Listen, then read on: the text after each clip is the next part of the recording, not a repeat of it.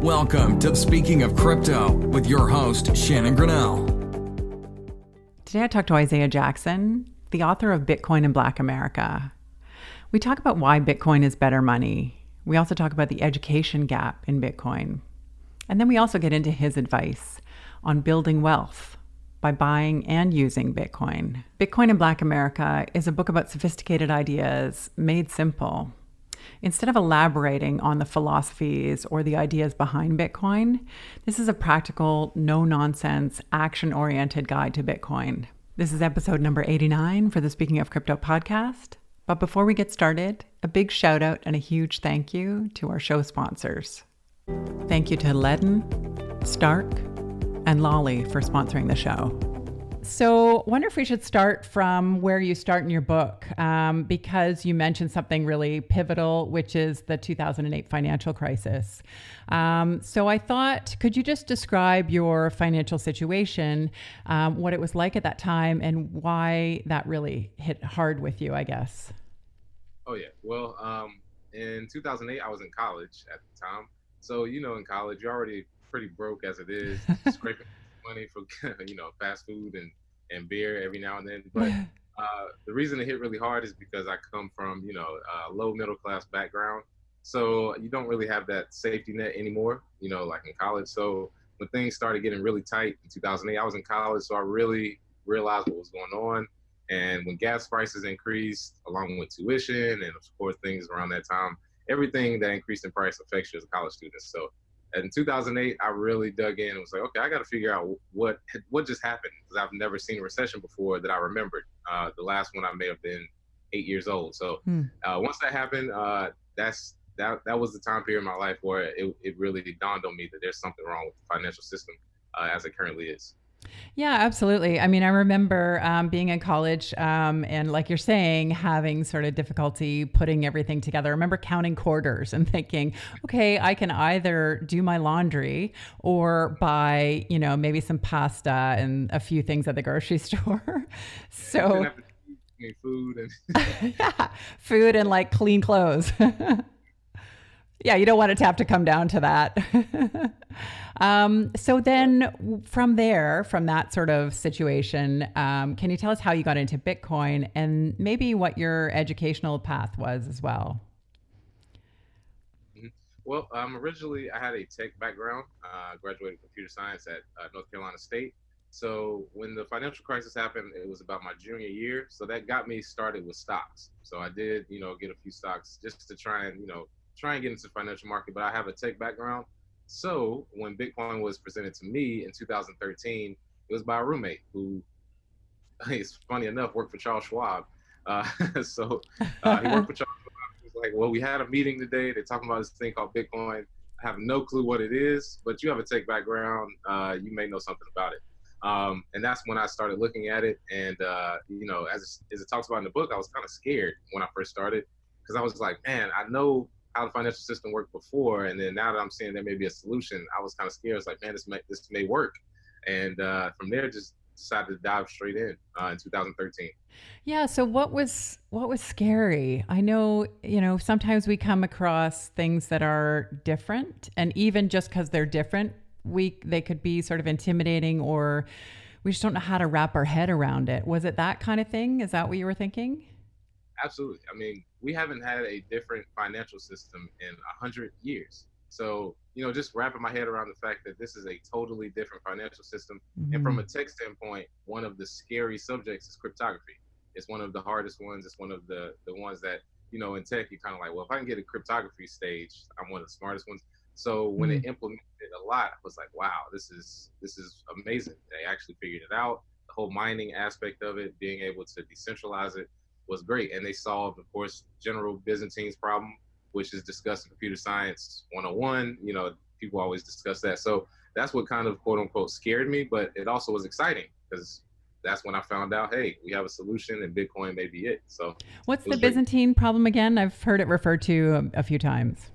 Well, in computer science, it's basically being able to trust another party without a third party in between.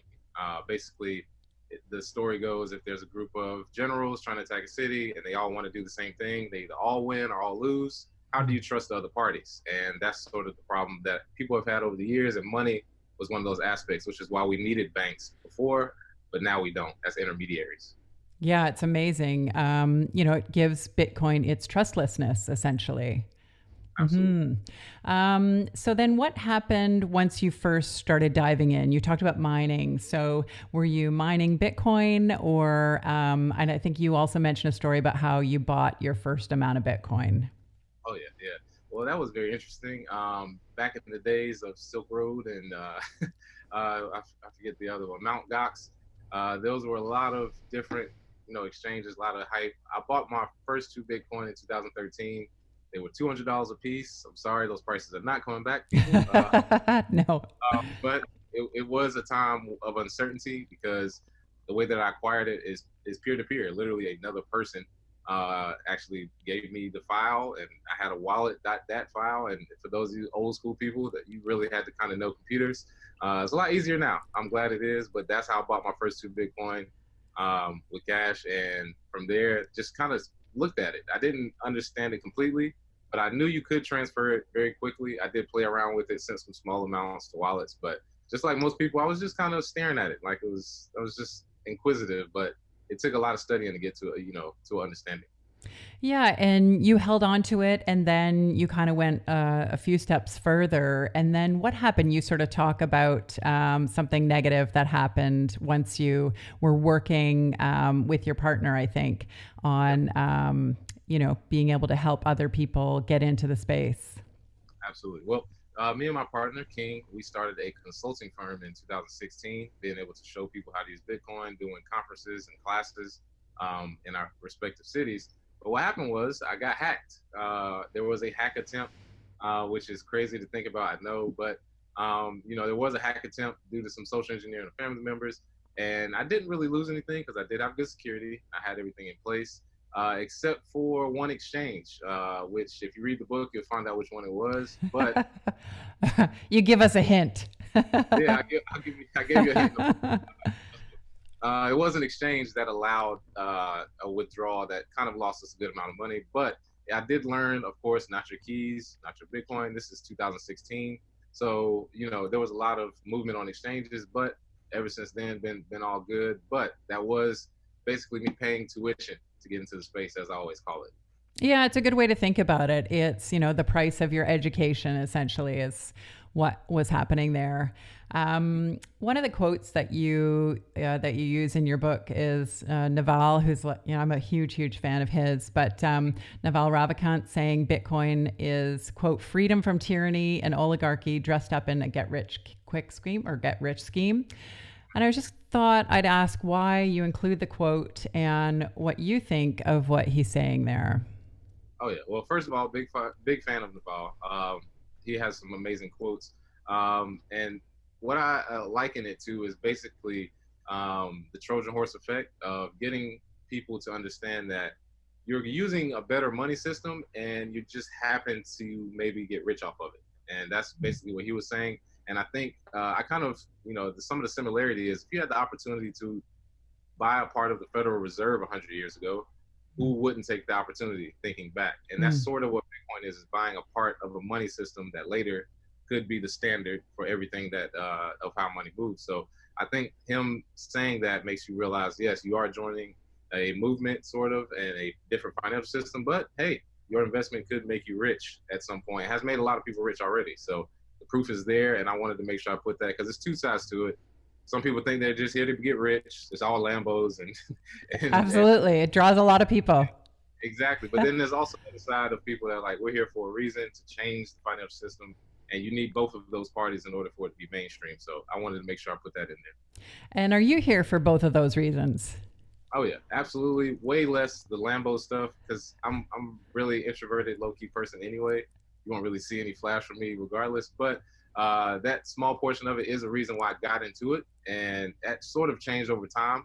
As you were reading the book, my mindset have definitely changed as I got deeper into the technology. But yeah, that element is always there. It's just humans. We can't help it. Yeah, absolutely. And do you think your background as a teacher motivated you in one way or another? Absolutely. I think as a teacher teaching high school, I taught high school for a year. I think that definitely showed me that there's a lack of education, period, just across the board in public schools. So if you take the hardest part of finance and the hardest part of technology, put them together in Bitcoin, and then you're trying to teach it to people, we definitely have an education gap. That is probably the biggest gap right now, is the education gap. Even people that have purchased or have crypto don't really know enough about it. So as a teacher, I realized that and have been able to incorporate a lot of tutorials and my daily show, The Gentleman of Crypto, being able to come on daily and teach people about crypto, throughout the last few years. Yeah. Well, I was going to ask you a couple things there because you talk a lot about suggestions for schools, teachers, professors, like everyone in all kind of areas of education. You actually lay out in your book some things that you'd like to see implemented. What kind of things are you proposing? Oh, yeah. Well, I want to start with colleges. First, I've proposed a lot of things with colleges where they can actually implement Bitcoin ATMs on campus, the ability to transact that. If you are in college right now, using sort of your refund money or some of the extra money that you may blow on dumb stuff like beer and going out, use that to buy mining equipment or to learn how to trade cryptos, because that can actually be an education that can pay off your college tuition for some people. Mm-hmm. I've actually seen that happen. A college student 4 years ago started with crypto, paid off their college, no loans, free and clear. So I start with college, but I believe high school, middle school camps are starting to emerge. That has to happen as well, because education is the first step. And then once that happens, they're going to build the future. I'm kind of done with adults. Adults are cool, but people have kids and mortgages and lives. It's kind of hard to get through to it. Mm-hmm. So I would start with colleges, which is, the point in the book. And as far as education, trickle down from there. And I think we should be good as far as the education part. Yeah. Do you see college students being really receptive and excited about the new technology? Oh, yeah, absolutely. We've seen in the news schools like Stanford, MIT, Princeton, they've all had college courses or college groups dedicated to Bitcoin and blockchain technology. Even Howard has their own blockchain group, Morgan State. Those colleges have basically shown that college students are excited, but they just don't know about it. They're just trying to figure out, what is this thing I've seen on the news? What is the Bitcoin blockchain thing? So once they hear about it, definitely exciting. Any chance you have to make money as well as be one of the first with technology, is sort of that excitement of the internet. One of the first people or the first groups of college students to build websites, I'm sure was very excited. Just nobody heard of them. They were, the geeks, so to say, in the corner. But, that's definitely come full circle. Yeah. Do you think it's still early days for Bitcoin? Oh, yeah. Yeah, definitely. I saw somebody refer to it as 1994 of the internet. I think that's pretty accurate, only simply because the mainstream portion of Bitcoin is nowhere near it. As far as, people get caught in their bubble. They think Bitcoin is everywhere. Like, oh, who doesn't know about Bitcoin? Mm-hmm. And trust me, I've been traveling through the South the last few weeks with this book tour. A lot of people still have no clue. Like, I say Bitcoin, like big coin, is it tangible? People really don't know. So I think we have a long way to go. And as far as it being mainstream, I think 1994 is pretty accurate. Yeah. So let's say you come across somebody and they actually have never heard of Bitcoin before. What do you start with? How do you start from zero to get them to maybe be interested or intrigued to find out a bit more? Well, the first thing I start off with is explaining Bitcoin is money. I just start there. I kind of stay away from the cryptocurrency, cryptography, mining, blockchain aspect, because that can scare people away. Mm-hmm. I just tell people Bitcoin is money, and you can send it when you want. You can send it to whoever you want. There are no hours and there are no limits on who you can send it to in the world. And as far as an investment opportunity, it's the best performing asset of the last decade. So whether you want to use it as a payment system or as a store of value, it's very good so far. And most people kind of take that like, I'll think about it. But it kind of changes their view from what they've seen in the media. In the media, who knows what they've described it as? Yeah. something for drug dealers or whatever. If you start with that, and I'm a regular person who they can see telling them that usually works. Yeah. Now, I've heard you talk about to how you describe Bitcoin being portrayed in the media, with Blacks being portrayed in the media, maybe being misrepresented. What's your sort of feeling around that? Oh yeah. Well, I describe it as a match made in heaven, simply because the same feeling you get watching sort of the representation of Black people on TV is sort of how I feel when I watch Bitcoin on TV. I'm like, this is literally the opposite of what's going on, and a Hmm. lot of what's pushed out, it's pushed out by the same people who want to stay in power. That doesn't really have anything to do with race. A lot of the times, that's just the people who want to be in power. Hmm. But for the Black community, it is a similarity. We've seen it before. We've seen misrepresentation statistics, and sort of the old media trick of making it seem worse than it is. But with Bitcoin, seeing that a second go round, that should be very familiar to the Black community, and it should sort of trigger the same sort of feeling where you're like, if they're lying about this, then what else are they lying about? So I think that's why Bitcoin is very, very close as far as the feeling you get with the Black community and the media. Yeah. So, what do you think the intention is for, let's say, people in power to not want to put the truth out there about Bitcoin? Why do you think they might be motivated to sort of keep the truth hidden? Oh, yeah. Well, the same people who own the TV stations get sponsored by bankers. I mean, it's very simple. If your sponsor is the competition, they're not going to put out that Bitcoin is great. They've sort of conceded, which is weird. Senators and bankers, they've sort of conceded that Bitcoin won't go anywhere. However, they're not ever going to say it's better or that you should use it, because it is the competition. As much as people can try and bridge that gap, we've tried it, trying to get people to bridge that gap. It is the competition. It's sort of a different way of doing it. So I don't think you'll see much, of people talking about. But I talk to bankers on a personal note. Trust me, they know what's up. Yeah, that's great. Now you were talking openly about even some recent history of racist banking practices. Can you describe, for those of us maybe who haven't heard about this before, what can go on in big banks? Oh yeah. Well, first of all, banks have screwed over everybody. Probably That's probably true. So I in the Black community, I focus on what specifically they've done over the years. For example, loans that have, for Black parties versus other races, had the same qualifications, either got higher rates or got denied loans. That's how I put in their lawsuits over many years that have happened to different banks. Also, redlining is a very big part of it, because when property was becoming available in the 40s, there were a lot of Black people unable to buy property in certain areas, which, as we know, over time became the more affluent, also known as the suburbs, those areas. So they were forced to enter cities. This actually took wealth out of the neighborhoods, because we know now most of the wealth from back then to now is acquired through real estate and through property. That's how most people's wealth is actually passed down. So because that was an issue, and banks were the key to that, it wasn't necessarily the people. I mean, there may have been racist people, of course, that were like, I don't want you to live beside me. But if banks were giving loans freely, that wouldn't have been an issue. We can live where we want. So that is one big issue that took wealth out of our country, out of our community long term. So when you start thinking about that, and then you go on to the examples I put in the book, which none of them are older than 10 years. So we're not talking about some old 1920s, 1950s. We're talking about 2011 up to now. These are the examples I use in the book. These are what banks have done to our community. So we don't owe them anything. There should be no loyalty. There should be no, we need to use the banks. Even jobs. In my hometown of Charlotte, it's a big banking city. A lot of people in the Black community work at banks. I understand having a job, having to support your family, but you could use those talents for Bitcoin and blockchain businesses and basically take away the bank's ability to recruit in the Black community, because we should not want anything to do with them.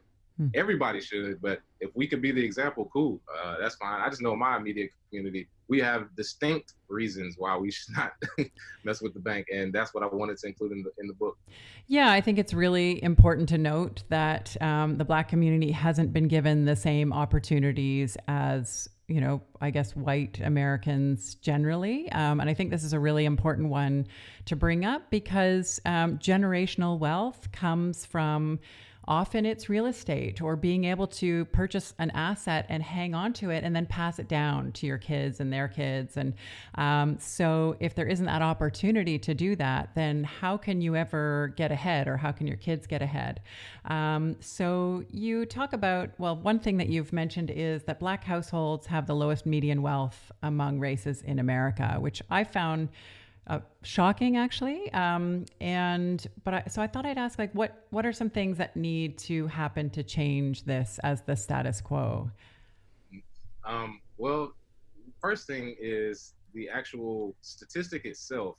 After doing more research, of course, I've started to realize that a lot of these statistics could be true, which this is what we have to go off of. Mm-hmm. A lot of the data that they collect, it doesn't actually show how much wealth is in the community, if that makes any sense, because a lot of black money is not in banks. I think 20% of black community is unbanked. A lot of the taxes that are shown, which is what they use as the statistics, Yeah. are not actually all of the tax money that's available. So I think that quote, that statistic is there, but I don't know if we're the least. Whatever. They say we're the least. If we are, what I propose is, if you want to build wealth for the future, you have to own an asset that other communities want to buy. And if other communities want to purchase the asset, then you become valuable. You become wealthy, so to say, as a community. And I believe that asset, one of those assets, is Bitcoin. And I think it's the easiest barrier of entry. I think it's the most global asset, because some people mention real estate, but you have to go state to state to state to get different regulations. Bitcoin is global, it's international. Owning it and using it can give you leverage for the future. And I think if we're going to do something in the future to change, we have to have new solutions. I'm tired of the same old buy gold, buy silver, buy real estate. We should be good. We've been doing it. Black people have had money for years. I mean, it's not a crazy thing to think about that they've been doing it for 50 years. It hasn't worked. I'm sorry. So if we have a new solution and we have an opportunity to own a part of the next money and financial system, why would we not take the opportunity? And just like anybody else, the scarcity is why I have that urgency. Everybody knows it's scarce. It's not that much Bitcoin coming out. That's why that urgency is there, because if we're supposedly our community is supposed to have an average of $0 per family by 2053. If that's a correct stat, then we have to do something now.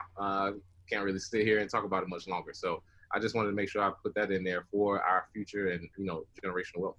Yeah, absolutely. I have two questions out of that. One is, do you think Bitcoin really will help to build wealth over time? Yes, I believe first as a store of value, absolutely. I think a lot of people who have used it, including myself, as a savings account, have seen that in real time. If you use Bitcoin as a savings account, over the last 7 years since I've been in it, going on 7 years, it's absolutely surpassed any savings account you'll ever see in your life. And I talk about inflation in the book because if you sit your money in a regular savings account, you're losing money to inflation every year. So I think first as a store of value, Bitcoin is absolutely a better store of value. Then as a payment system, I think the tightening of controls with banks and payments will force people to realize Bitcoin is better as a payment system. I can send money to anybody, anywhere. Remittances, I can buy things at a store, I can buy goods. So yes, I absolutely think that Bitcoin will be valuable in the future. Yeah, I think the other piece that you do talk about, you talk about the black dollar and suggesting that people in the black community accept Bitcoin as a currency and use it. The other side of that is a lot of people who hold Bitcoin or hodl Bitcoin don't want to spend it because they believe it's going to be too valuable in the future. So, nobody wants to be that pizza guy who sold their, Bitcoin to buy pizza and regretted it many years later. So why do you suggest actually using it? Because I think you make a really great point. Oh, yeah. Well, first thing, Satoshi wrote the white paper, Bitcoin as a payment system. That's what it was supposedly used for. That does take time, so I do understand that, and you do have to be savvy in a volatile market. So the reason I believe that payments can work and will work is you have to be savvy enough to use payments, and I suggest during a bull market or during a bull cycle. Since these cycles happen over and over, during bull market cycles, the ability to circulate Bitcoin, I have a full example in there of being able to circulate small amounts of Bitcoin to other businesses, to other parishioners or whatnot, accepting Bitcoin. During these time periods, increasing your value while still keeping a savings account for the future. That's what Bitcoin can actually do as a payment system. So if it's denominated in USD, I believe the people you're talking about, the holders who, like myself, who I'm not selling, I have a Bitcoin I'm not selling until it hits 1 million. People like myself, amazing. At that point, when it's worth $1 million, I won't sell it for $1 million. It'll be probably the standard payment system. And it'll be sort of like having digital real estate. Like, hey, Mm-hmm. Bitcoin, I can get, land, I can buy, whatever. So I Mm-hmm. think that's what'll happen with the holders. So even if it's not denominated in USD and, sold that way, I think it still will be valuable to them as a payment system, so to say. Yeah, absolutely. Can you tell us about 50 Cent and what he did in 2014? I have a Oh, music background. I used to work for Much Music, which is like Canada's MTV. So I thought it was really cool that you brought up, it's an important reference, basically. oh yeah. Well, 50 Cent had a album in 2014, Animal Ambition, and when that came out, I didn't really hear about it that much. However, I did hear that he was accepting Bitcoin. Didn't pay much attention to it because it didn't sell much. However, it came out later that he actually made 700 Bitcoins from the album. He actually received So 700 Bitcoins. cool. Crazy. And at the So time, great. I believe it was worth 700,000. And I believe it ended up being worth, I believe now, what is it worth? 7 million Something like or that, something. right? Yeah, Yeah, something. unbelievable. Yeah, crazy. So that's just one example.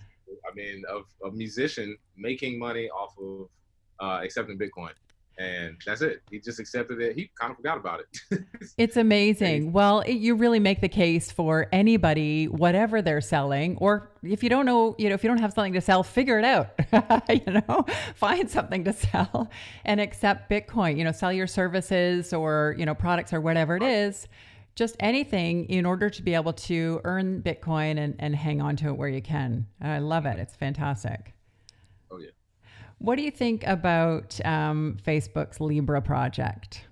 Oh man, good old Libra.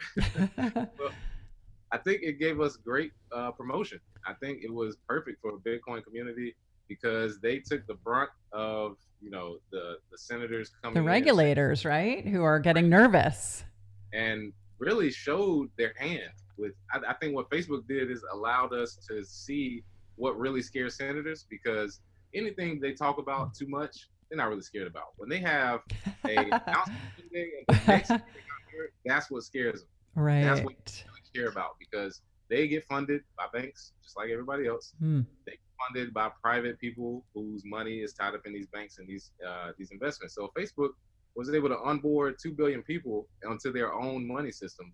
I mean, it would literally wipe out probably a good quarter of the banks instantly just because most people say, well, I don't need it anymore. What do I need to go there anymore? So I like the fact that happened with Libra. And as far as it going forward, good luck.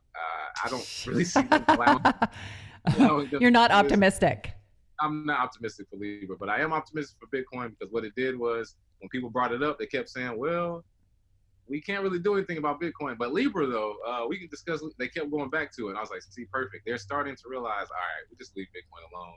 Just let it go. So that was great for Bitcoin. I loved it. Excuse me. Yeah, I think one of the things that I found really came out of the Senate hearings were everyone started thinking, okay, wait, this is Facebook. What do we know about Facebook? Oh, we can't trust Facebook. So wait a second, we're not going to be able to trust this as currency, or we're not going to be able to trust this form of money. But wait a second, we can trust Bitcoin because it's trustless, or it has a whole decentralized, a different protocol. So what I thought was so interesting was that people, the general population, we all know that Facebook isn't to be trusted. And then to see the contrast in Bitcoin really shows the strength of how it was designed. Absolutely. Yeah, and I love it because, like you said, we can't trust Facebook, and since we already know that, we say on the show sometimes, please don't let me choose between Facebook and banks. I don't want to have to be that guy. Right. Good gracious, I mean that's a terrible choice. So yes, Yeah, good to see. absolutely. And gave Bitcoin some free promo. Yeah, it did seem like that for sure. So, in terms of your own personal philosophy, you created this book. It's called Bitcoin in Black America. I thought I would ask you then, what does it mean to you to be Black in America today? Oh yeah, well definitely resilient. Definitely able to make a way out of no way. I believe that is the history of the people I come from, and that will be our future as well. And I think that is exactly what Bitcoin has done. It came from a place where people laughed at it. People called it beanie babies. Ponzi schemes. They've called it everything possible under the sun. It grew from a very small group of people, as you know, now on the lips of every single person, even at G20 summit. And I believe being Black in America is very similar. Being resilient, staying the course, being able to push forward regardless of what's in front of you. So definitely how I feel being Black in America. Oh, it's amazing. Yeah, you put it in a really eloquent way. Why did you write this book? Oh yeah, well, I wanted to scale the amount of consulting I was doing, sort of. So I've consulted thousands of people over the years, and they all would have a lot of similar questions. I started keeping these questions, of course, as a consultant to basically have regularly answer questions. And then I realized, I'm doing it one by one or small groups, and I would love to put out a product where I could reach thousands, a lot quicker. So I decided to start the book about a year ago. And, when I first started, a lot of it was, just anecdotes. I were small anecdotes. It wasn't really organized. However, once I, sat down and really got it organized, I started realizing I really want to write this book as a way to make my imprint on both the Bitcoin and the Black community. But at the same time, being able to get the message out to a broad scope. So once I realized that, and I was like, I got to get this out.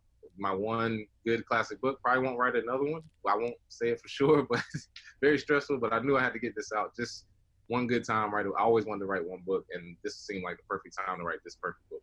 Oh, if you only write one book, I think this is an incredible one. I really admire the fact that you have a cause behind it. It's not just let me explain how great Bitcoin is. It's let me explain how great Bitcoin is and how it can really help empower you. I've started a second podcast series that's on women in crypto. And I thought, I'd love to take your ideas, empowering the Black community and to translate that into empowering women. But I think it can be translated into empowering just everybody, young people, like you're saying, or just, pick a group, because your message is really one of empowerment and taking this personal responsibility, but also this opportunity to do something fantastic for our personal future and the future of our communities. So I just think you do an incredible job of sort of laying out action steps that people can take. And it's not just theoretical. It isn't just a book about, words discussing ideas. It's actually, it's like a textbook. Mm-hmm. Yeah, and or I think like a workback. The teaching aspect, maybe. It seems that way. I will say for people listening or watching, I am in the Black community, so that's who I wrote, towards. However, about 80% of the solutions are for everybody. Probably closer to everybody can use these solutions. I just know that I had to push it towards my community in order to build awareness, because at the end of the day, mainstream adoption means everybody adopts it. So of course, solutions need to be for every community. Doesn't matter race, religion, sex, doesn't matter. These solutions can be applied. And I think at the end of the day, if we can get it going the correct way, we can have that adoption me and you both speak about.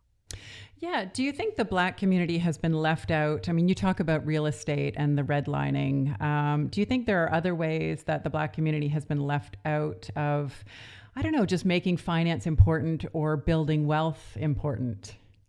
Oh, yeah. I believe a lot of financial literacy is passed down through your parents. There are not really any financial literacy classes in school. So a lot of the Black community, most of the Black community, over 85%, attends public school. So if we're relying on public school education up until the age of 18 and nobody's teaching financial literacy, then you have parents who went to the same schools who also may have not been financial literate because of they weren't allowed to from their parents or grandparents learn about finances. Then you have what we call the domino effect, get to our age, and before the internet, there wasn't much financial talk. And even when I was a young child, the internet was out, but it wasn't huge.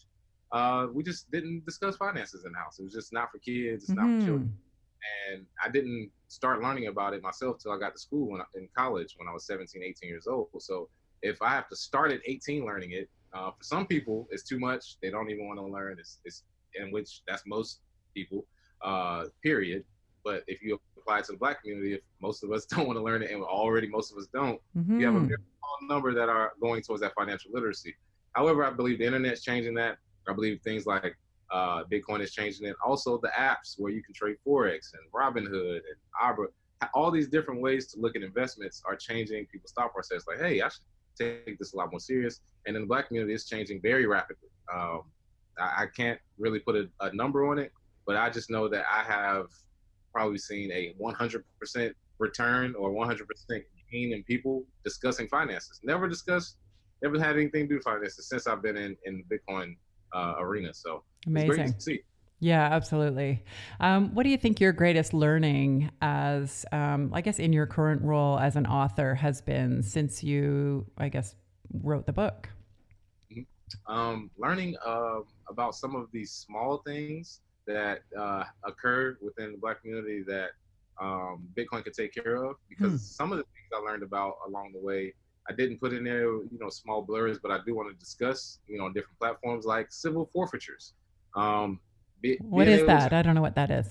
Oh yeah. So if you're driving and you have an amount of cash on you that they deem too much, a lot of times they take that cash, and if you are charged or if you do have to sit in court for long periods of time, that money is taken, which if that money is for your family or for something else, if you just left Vegas, whatever it is, in the Black community, over $1 billion worth of civil forfeitures have been taken out of it. So being able to carry that cash on a small Trezor or a ledger or some sort of paper wallet could solve that issue of civil forfeitures, because when you take that money from a lot of people in the Black community, you are taking like a big chunk of wealth from Absolutely. them.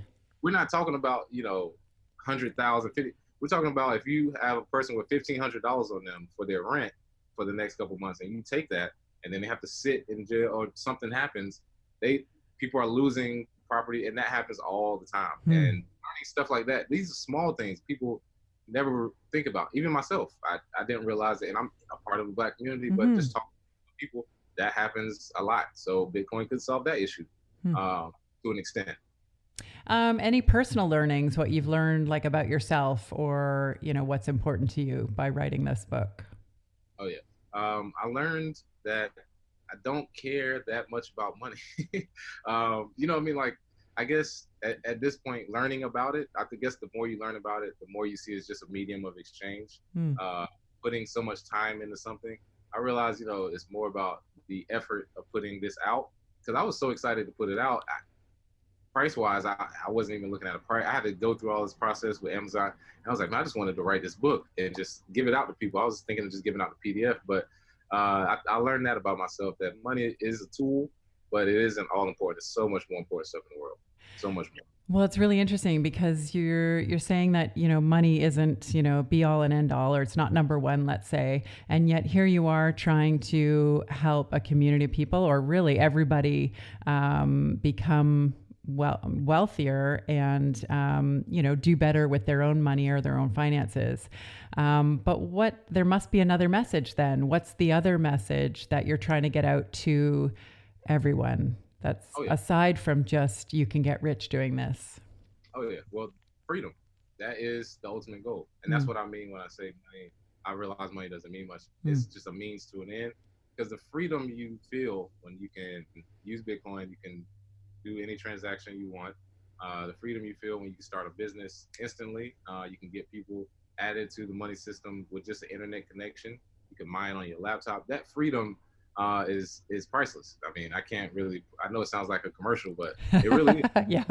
When you see a lot of the technological innovations that are coming, and they're, super, super innovative, and people that haven't even heard of them, those things really push the envelope forward. And I realize you need money to do certain stuff, but once you decentralize that and you realize there's enough for everybody, there literally is enough for everybody.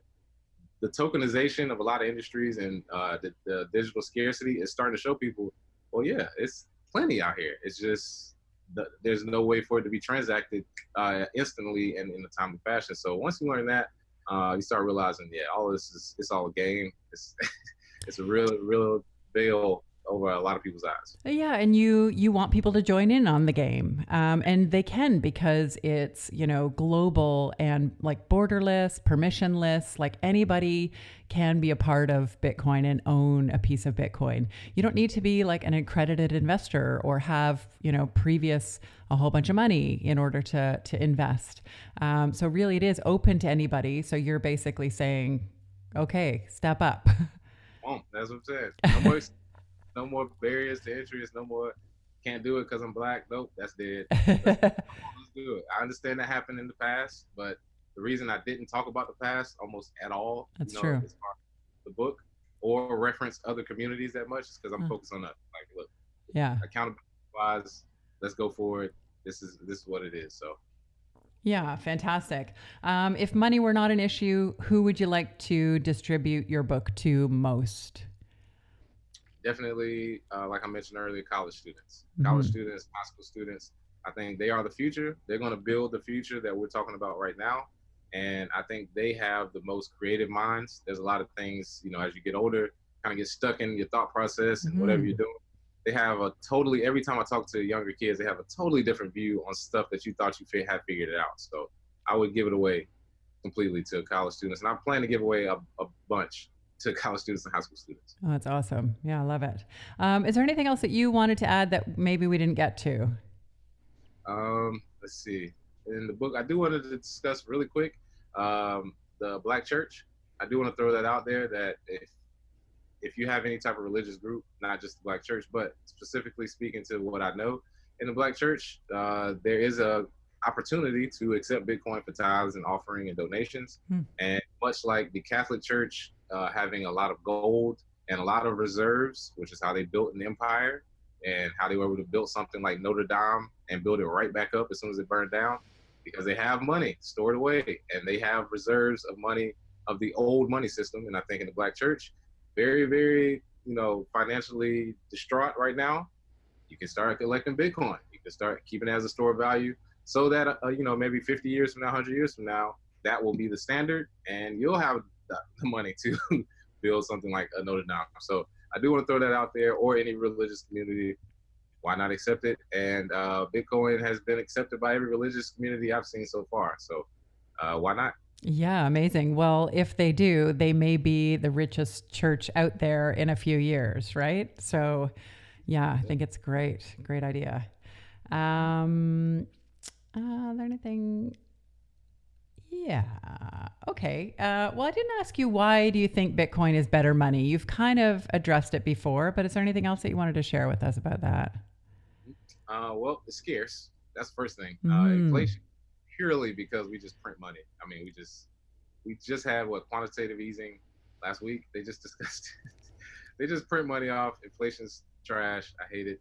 However, of course, with a scarce asset, that's one reason why it's better money. Also, there's no time limit. For somebody like myself who has terrible insomnia, I stay up late. I can go to sleep.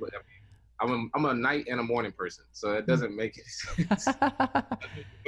You must be a napper. Yeah, exactly. I'm a great napper. That's what I am. The reason I like it is there's no time associated. It's 24/7, Sunday to Sunday. Meaning you can trade anytime. You can trade anytime. You can send it anytime and receive it anytime. There's no bank holidays. There's no waiting time. So to say, it's only what is referred to in the blockchain. So those are the two biggest reasons: scarcity and the time period. But there's a whole lot of reasons that I won't really get into. But I guess the biggest one long term is the freedom aspect. I can live anywhere and I don't have to worry about a bank at some point, which kind of holds people back. And I really feel like that is the biggest aspect people will see over time once they start using cryptocurrency. Do you have money in a bank right now? Do you have a whole bunch of money in a bank, or do you have most of your money in cryptocurrency? Or, how do you see sort of going forward what you're going to do with your own personal finances and what you're doing now? Oh, yeah. Well, I'm sort of weird. I have about 80% of my money in cryptocurrency. And for most people, I always tell people, sometimes I don't like to tell people that because they think they're supposed to do it. But I don't think people will do the work I've done to get to that point, like petitioning to pay your rent in Bitcoin. I got that. Right. Getting local stores around you to accept Bitcoin. Like it took me years Wow.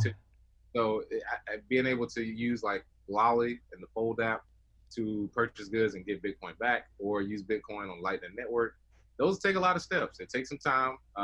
So I've gotten to that point, but a lot of the money that I do have in banks, I simply put it in for what I have to pay for and then take it right out. I actually have a running joke with a banker. I see him at my same bank I walk to in LA. I see him all the time, and he was like, "Oh, so taking it all out again?" I was like, "Yep."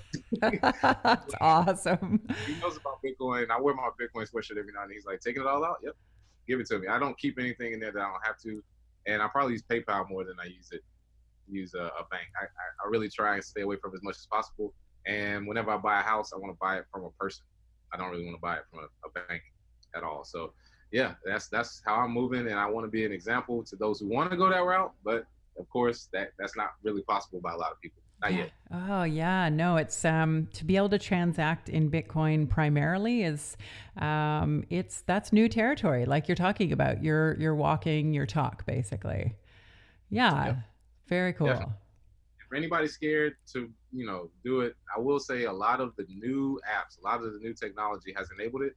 The last 2 years, being able to get Target gift cards and Walmart gift cards and Home Depot, buying all of that stuff with Bitcoin allows you to shop like everybody else. Starbucks.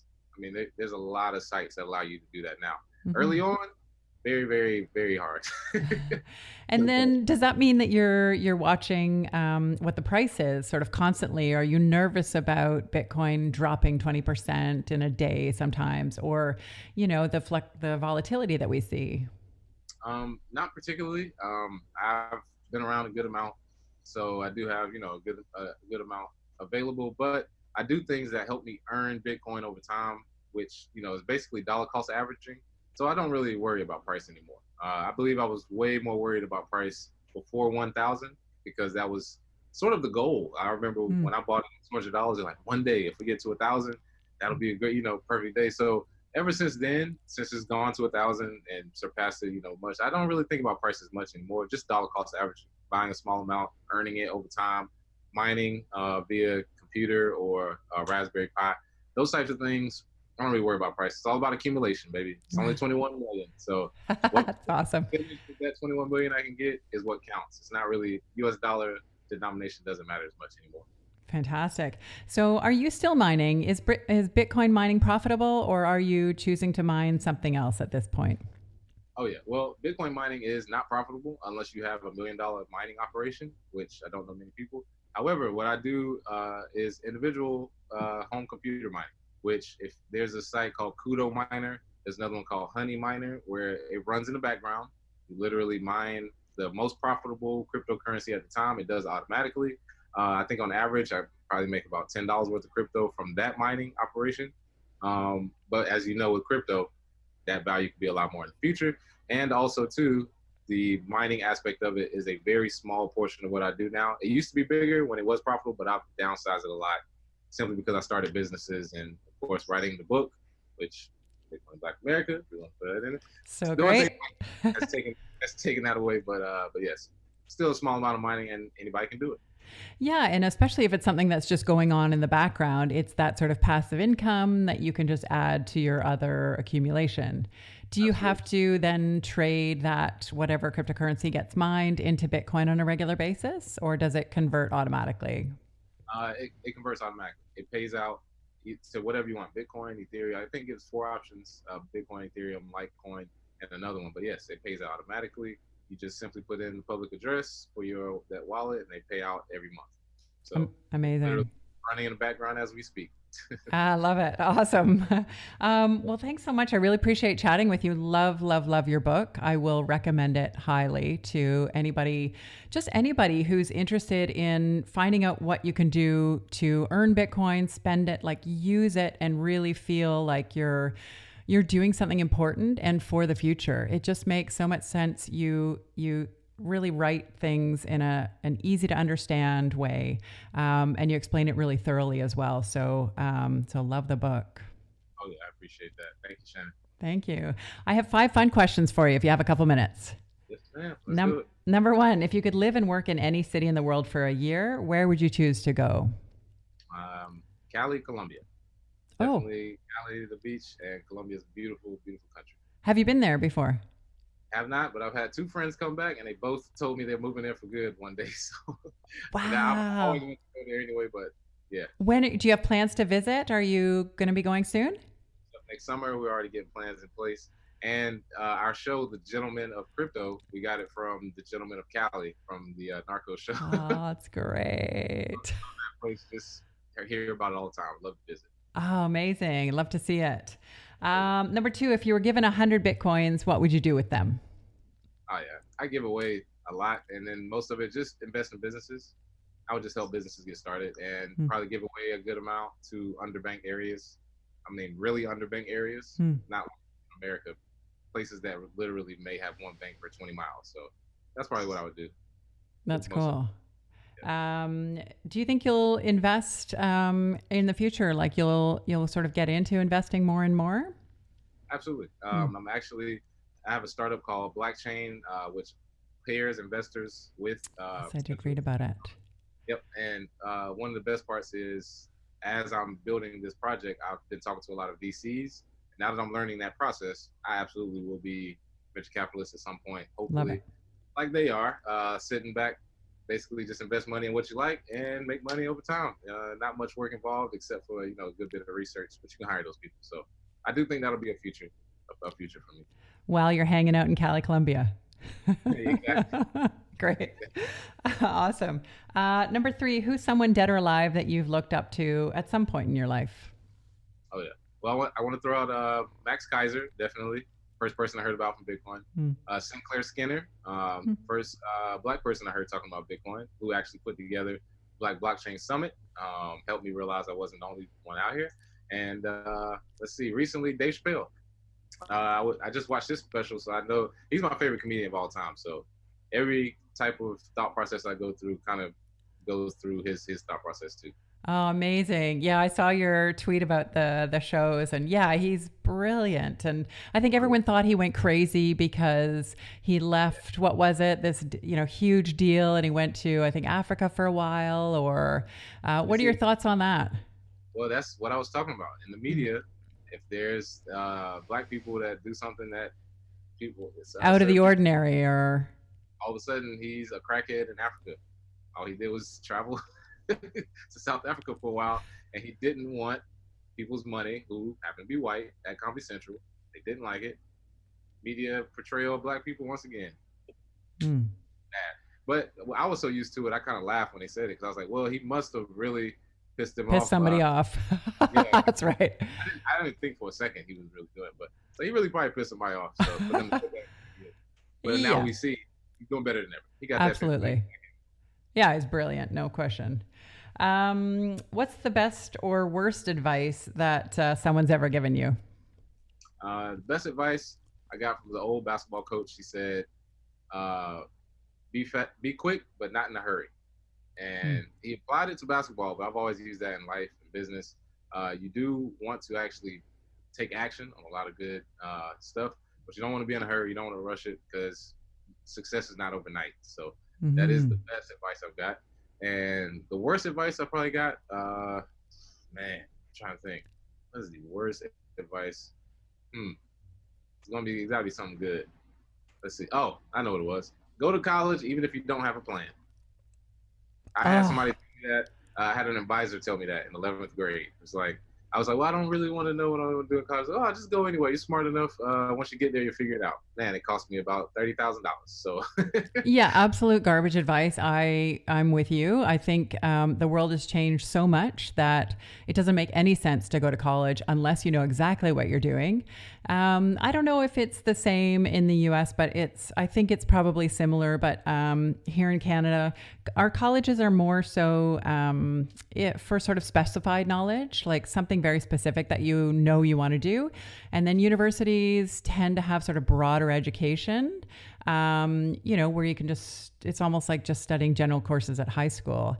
And it doesn't, I think going to post-secondary education doesn't make any sense unless you know what you want to do. And I'm telling my own kids, like, listen, I want you to do what you want to do. And I don't care if it means going to, post-secondary or not. Like, do music or do film or, love it if you're going to go. You're so young. That's the thing. You could go to community college and try some stuff, start a business, all, before 22, 23. But still say, hey, let me try college, because that's still young. That's still really young. So, yeah, without a plan, college is a no-go for my kids or future kids. Yeah, that's a no-go. Yeah, it's a waste of money. I think I agree with you. And also, you may want to try something out, and that might change, right? Like, you were a teacher and realized that wasn't going to be for you forever after. So it's good to be open to other avenues. Oh, yeah.